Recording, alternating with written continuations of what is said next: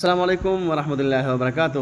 د ډیرو ملګرو په کورونو کې د رونو د ترونو جنگ جګړې شروع شوي دي او شروع هم دي. نو د دې لپاره د اسان وظیفه د اسان عمل له ان شاء الله العزیز دا عمل چې موږ د ورځې کوو نو موږ په کور کې به اتفاق راشي. د ښځو اکثر جنگ جګړې اتفاق براشي. ټیک ده. د دې سره خواخستر جګړې اتفاق براشي. د دې سره بچے د مور پلاس جنگ جګړه کې په دې طرف اتفاق راشي. په دې آیات مبارکه باندې عمل وکړي د ورځې 500 پیری وای ان شاء الله العزیز اتفاق براشي. خجی ان شاء الله والله قدیر والله غفور رحیم والله قدیر والله غفور رحیم.